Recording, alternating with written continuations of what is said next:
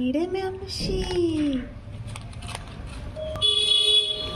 এই দুটো খেতে আসে আমাদের ঘরে।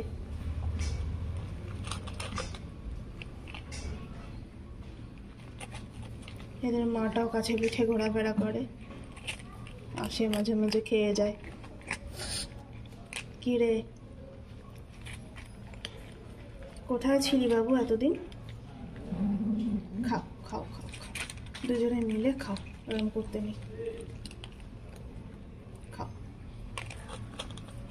খুব খিদে পেয়েছে ওদের, খুব। ছোট বাচ্চা তো। না, যাও খাও, যাও খাও। আপনারা এরকম আপনাদের এলাকাতে বাচ্চা কিটি থাকলে এরকমভাবে খেতে দেবেন।